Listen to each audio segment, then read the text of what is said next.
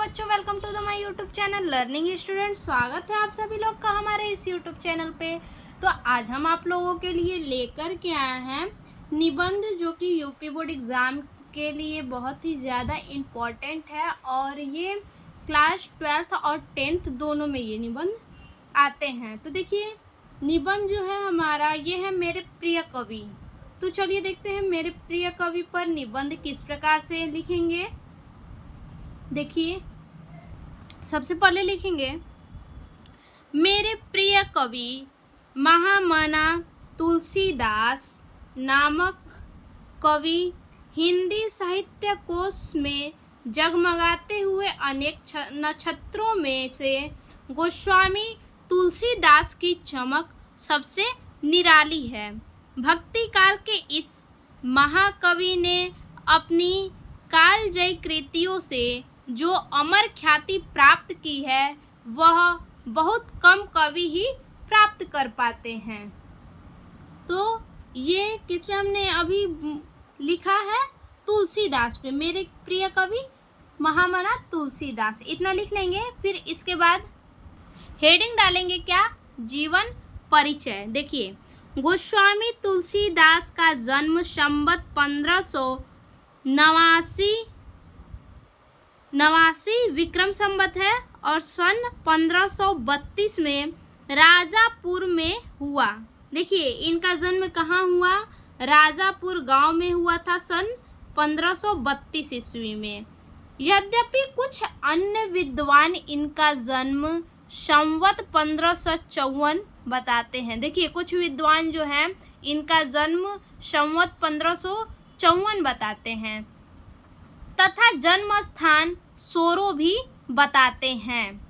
जनश्रुति के अनुसार इनके पिता का नाम आत्माराम, क्या था इनके पिता का नाम? आत्माराम, और माता का नाम हुलसी था। देखिए, इनके पिता का नाम आत्माराम था और इनकी माता का नाम हुलसी था और इनकी पत्नी का नाम क्या था? रत्नावली था। रत्नावली से इनका विवाह हुआ था। कहते हैं कि ये अपनी पत्नी से इतना प्रेम करते थे कि एक बार जब वह भाई के साथ मायके चली गई तो उसी दिन उसे लेने ससुराल पहुंच गए। देखिए, कहते हैं, क्या लोग कहते हैं, ऐसा कहा गया है कि जब जो गोस्वामी तुलसीदास की पत्नी है रत्नावली, वो अपने भाई के साथ एक बार मायके चली गई, अपने मायके चली गई, किंतु उनके पति जो तुलसीदास हैं उनसे अथाह प्रेम करते थे अपनी पत्नी से, इसलिए उन्हें लेने के लिए उसी दिन अपने ससुराल पहुंच गए। इस पर रत्नावली ने उन्हें धिक्कारते हुए कहा। देखिए, अब उनकी पत्नी जो रत्नावली है तुलसीदास की, तुलसीदास को धिक्कारती है और कहती है, लाज न आई आपको दौरे आयहूँ नाथ। क्या आपको लाज नहीं आई? आप दौड़े हुए यहाँ चले आए। उसने यह भी कहा कि यदि इतना प्रेम राम से होता तो आपका उद्धार हो जाता। देखिए, जो ही उनकी पत्नी इनसे ये शब्द बोली कि यदि ये जो प्रेम है वो राम से होता तो आपका उद्धार हो जाता, इस शब्द को सुन के उन्हें बहुत ही ज़्यादा कष्ट हुआ, उन्हें झटका लगा। रत्नावली की यह बात उन्हें लग गई और वे राम के अनन्य भक्त बनकर काव्य रचना में प्रवक्त हो गए। देखिए, ये बात उन्हें लग गई और वो क्या हुए? राम के भक्त बनकर काव्य रचना में लग गए, काव्य की रचना करने लगे। तुलसीदास की मृत्यु संवत 1680 विक्रम संवत 1680 में हुई थी। देखिए, तुलसीदास की मृत्यु कहाँ हुई थी? 1680 विक्रम संवत में हुई थी। अब देखिए, अगला हेडिंग है रचनाएं। गोस्वामी तुलसीदास द्वारा रचित जो प्रमाणित रचनाएं बताई जाती हैं उनकी संख्या 12 है। देखिए, गोस्वामी तुलसीदास द्वारा जो रचनाएं की गई हैं, जो रचनाएं प्रमाणित की गई हैं, उनमें उनकी संख्या कितनी है? उन रचनाओं की 12 संख्या है। इन रचनाओं के नाम देखिए क्या क्या है? रामचरितमानस, विनय पत्रिका, कवितावली, गीतावली, दोहावली, कृष्ण गीतावली, वरवै रामायण, वैराग्य संदीपनी, जानकी मंगल, पार्वती मंगल, रामाज्ञा प्रश्न और रामलला नहछु। ये क्या है, इनके जो है कि रचनाएं हैं, इनके द्वारा तुलसीदास जी द्वारा जो रचित ये रचनाएं हैं उनके। इनमें से 5 रचनाएं अत्यंत महत्वपूर्ण हैं। देखिए इन 12 में से कुछ रचनाएं ऐसी हैं जो बहुत ही ज़्यादा महत्वपूर्ण मानी जाती हैं, जिनमें से सबसे महत्वपूर्ण जो माना जाता है वो हमारा है रामचरितमानस। देखिए अगला हेडिंग है महाकाव्य रामचरितमानस। रामचरितमानस जो है वो महाकाव्य है। देखिए गोस्वामी तुलसीदास ने रामचरितमानस के रूप में एक ऐसा महाकाव्य हिंदी को दिया है जो विश्व साहित्य में हिंदी को गौरवपूर्ण स्थान दिलाने में समर्थ है। देखिए जो रामचरितमानस है उसको हिंदी में किसने किया है, गोस्वामी तुलसीदास जी ने हिंदी में इसे लिखा है। ये लिखा हुआ था पहले से, लेकिन संस्कृत में लिखा हुआ था, और इसे हिंदी में किसने किया है, तो गोस्वामी तुलसीदास जी ने इसे हिंदी में लिखा है। और ये एक हिंदी का ऐसा महाकाव्य दिया है इन्होंने जो पूरे विश्व भर में साहित्य में हिंदी को गौरवपूर्ण स्थान दिलाने में समर्थ है। राम कथा पर आधारित इस महाकाव्य में तुलसी ने राम के रूप में एक ऐसा आदर्श चरित्र की सृष्टि की है। देखिए जो राम कथा है, इस राम कथा पर आधारित, रामचरितमानस में क्या है, राम का कथा है, और इस रामचरितमानस में, इस राम कथा में जो है कि इस महाकाव्य में तुलसी ने राम के रूप में एक आदर्श चरित्र की सृष्टि की है। एक आदर्श चरित्र के बारे में बताया है कि राम के कौन कौन से आदर्श चरित्र हैं, क्या गुण हैं उनके आदर्श, जो प्रत्येक व्यक्ति के लिए अनुकरणीय है। और ये इतना अनुकरणीय बन गया है कि वो क्या है, हर एक व्यक्ति के अंदर क्या है, इस अनुकरण को उतारना चाहिए। वे एक आदर्श पुत्र, आदर्श भाई, आदर्श योद्धा और आदर्श पति हैं। तुलसी राम शक्ति, शील और सौंदर्य के भंडार हैं। देखिए तुलसीदास क्या हैं, राम शक्ति हैं, शील हैं और सौंदर्य के भी भंडार हैं। तुलसी ने विनय पत्रिका में निष्काम भक्ति का प्रतिपादन करते हुए मानवीय मूल्यों की स्थापना की है। देखिए तुलसीदास जो हैं, इनका जो विनय पत्रिका है इनमें निष्काम भक्ति का प्रतिपादन किया है और प्रतिपादन करते हुए मानवीय मूल्यों की स्थापना की है। तुलसी के महानता का पता इनके विनय पत्रिका से चलता है। देखिए तुलसी कितने महान हैं, इनके महानता का पता कैसे चलता है, अगर विनय पत्रिका पढ़ा जाए तो इससे इनकी महानता का पता चलता है कि ये कितने महान हैं। तुलसीदास वस्तुतः तत्वक धनी थे।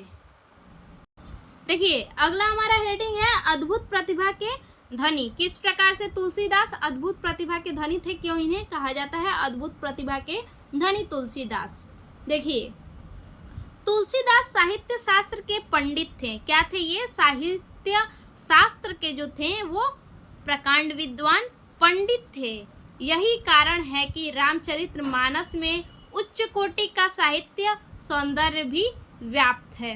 तुलसीदास ने अपने इस ग्रंथ में ज्ञान, भक्ति, दर्शन, वैराग्य, ईश्वर, जीव आदि का जो विवेचना किया है वह उसके पंडित्व का परिचायक है। देखिए तुलसीदास जो है कि अपने ग्रंथ में भक्ति का, ज्ञान का, दर्शन का, जीव का, ईश्वर का, वैराग्य का, इन सब का क्या किया है, विवरण किया है, विवेचना किया है, विस्तार पूर्वक बताया है इन सभी के बारे में।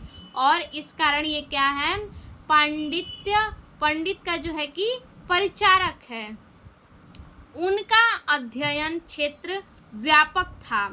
उन्होंने वेदों, पुराणों, उपनिषदों का गहन अध्ययन किया है। उन्होंने क्या किया है, वेदों का, पुराणों का, उपनिषदों का बहुत ही ज़्यादा गहन अध्ययन किया है उन्होंने। और इन सभी का सार रामचरितमानस में प्रस्तुत किया। इन सभी का जो सार है, वेद पुराण उपनिषद है, इन सभी का सार जो है रामचरितमानस में क्या किया है, इन्होंने प्रस्तुत किया है। रामचरितमानस उन्होंने अवधी भाषा में लिखा है। देखिए रामचरितमानस ध्यान दीजिएगा किस भाषा में लिखा है, अवधी भाषा में लिखा गया है, जबकि विनय पत्रिका और कवितावली रचना किस भाषा में है, ब्रज भाषा में लिखा गया है। देखिए फिर से एक बार, रामचरितमानस उन्होंने अवधी भाषा में लिखा है, जबकि विनय पत्रिका और कवितावली ब्रज भाषा में उन्होंने लिखा है। वे संस्कृत भाषा के भी विद्वान थे। संस्कृत के क्या थे, वो विद्वान थे। देखिए अगला हेडिंग क्या है, लोकप्रिय कवि। ये किस प्रकार से तुलसीदास लोकप्रिय कवि कहलाएं। तुलसी जितने अधिक लोकप्रिय विद्वानों में है, उतने ही जनसाधारण में भी हैं। देखिए तुलसीदास जितना विद्वानों में लोकप्रिय है, चर्चित हैं, जितना लोग इन्हें जानते हैं विद्वानों में, उतना ही लोग जनसाधारण में भी जानते हैं, उतने ही ये जनसाधारण लोगों में भी चर्चित हैं। बड़े बड़े विद्वान जहाँ रामचरितमानस पर प्रवचन देते हैं, जो बड़े बड़े विद्वान हैं रामचरितमानस का जहाँ प्रवचन देते हैं, वहीं जनसाधारण भी रामचरितमानस से अत्यंत प्रभावित लोगों को सैकड़ों चौपाई कंठस्थ है। यानी कि अत्यंत जो सैकड़ों जो चौपाइयाँ हैं वो बहुत लोगों को याद भी है। इनकी चौपाइयाँ, रामचरितमानस से चौपाइयाँ बहुत लोगों को याद भी हैं।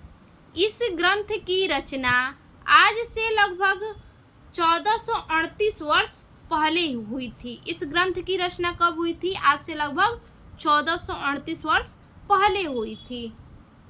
मनुष्य को कैसा आचरण करना चाहिए, मानव धर्म का क्या स्वरूप है, मानवता के क्या लक्षण हैं, इसे जानने के लिए रामचरितमानस, देखिए क्या कह रहा है कि इनके जो स्वरूप है इसे जानने के लिए रामचरितमानस का अध्ययन अपरिहार्य है। देखिए अगर आपको रामचरितमानस के बारे में जानना है, राम के चरित्र के बारे में, उनके आचरण के बारे में जानना है, तो क्या करें आप, रामचरितमानस का अध्ययन कीजिए, रामचरितमानस को पढ़िए।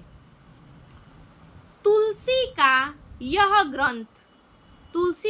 ग्रंथ आज अपनी पवित्रता के कारण, तुलसी का जो रामचरितमानस ग्रंथ है वो अपनी पवित्रता के कारण हिंदुओं में पूजा घरों में प्रतिष्ठित है। देखिए हिंदू के पूजा घर में, हर एक हिंदू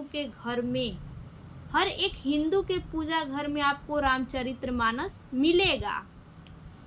इसके अखंड पाठ कराए जाते हैं। देखिए हर एक घर में जो है कि अखंड रामायण भी बैठाए जाते हैं, अखंड पाठ भी बैठाए जाते हैं इसके, और इसे पढ़ने से मन को क्या होता है, शांति होता है, मन को शांति प्राप्त होता है, सुकून मिलता है, अंदर से आत्मा को शांति मिलती है। क्या यह एक कवि की सफलता का मानदंड नहीं है। अब देखिए अगला हमारा हेडिंग है तुलसी के राम। तुलसी के राम क्यों कहलाते हैं, तुलसी के ही राम क्यों कहलाते हैं, किस प्रकार से कहलाते हैं, देखिए क्या कारण है। तुलसीदास जी ने रामचरितमानस में जिस राम की परिकल्पना की है, जिस राम के बारे में कहा है, वे लोक रक्षक एवं मर्यादा पुरुषोत्तम राम हैं। देखिए जो राम की परिकल्पना किए हैं रामचरितमानस में तुलसीदास जी ने, वे क्या हैं, लोक रक्षक एवं मर्यादा पुरुषोत्तम राम हैं। मर्यादा पुरुषोत्तम राम कहलाए हैं वो। वे ईश्वर के अवतार हैं। राम कौन है, ईश्वर के अवतार हैं, तथा उन्होंने धर्म की स्थापना एवं अधर्म के विनाश के लिए मानव शरीर धारण किया है, उसे तुलसी कहते हैं। देखिए तुलसी क्या कहते हैं, जब जब होई धर्म के हानि, यानी जब जब धर्म की हानि होगी, बाढ़ही असुर अधम अभिमानी। जब जब धर्म की हानि होगी ऐसे ही असुरों का अभिमान बढ़ता रहेगा। तब तब प्रभु धरी विविध शरीरा, तब तब प्रभु जो है विविध प्रकार के शरीर को धारण करेंगे। हरहि कृपा निधि सज्जन पीरा, और क्या करेंगे, सज्जनों के पीड़ा को हरेंगे। अब देखिए लास्ट हेडिंग हमारा है उपसंहार। तुलसी अद्भुत प्रतिभा, प्रसन्न विलक्षण कवि थे। तुलसी क्या थे, अद्भुत थे, प्रतिभा, प्रसन्न विलक्षण कवि थे। उन्होंने रामचरितमानस के रूप में ऐसा महान काव्य ग्रंथ हिंदी को प्रदान किया जिसने जन जन को प्रभावित किया है। देखिए रामचरितमानस पढ़ने के बाद क्या है कि एक अलग ही ऊर्जा प्राप्त होती है। ये जो है रामचरितमानस जन जन को प्रभावित करता है। वे सही अर्थों में भारत के प्रतिनिधि कवि हैं, कवि कहे जा सकते हैं। कौन, तुलसीदास जी। तुलसीदास जी जो क्या है, भारत के प्रतिनिधि महाकवि भी कहे गए हैं। तो आज के लिए बस इतना ही। फिर से मिलते हैं अपने एक और नए वीडियो में। तब तक के लिए अगर हमारा वीडियो आपको पसंद आए तो बच्चा प्लीज़ हमारे चैनल को लाइक कीजिए, सब्सक्राइब कीजिए, कमेंट कीजिए और आगे अपने दोस्तों को भी शेयर कीजिए। ऐसे ही और वीडियो पाने के लिए हमें कमेंट में बताएं, आपको जल्द से जल्द वीडियो अवेलेबल करवाए जाएंगे। धन्यवाद।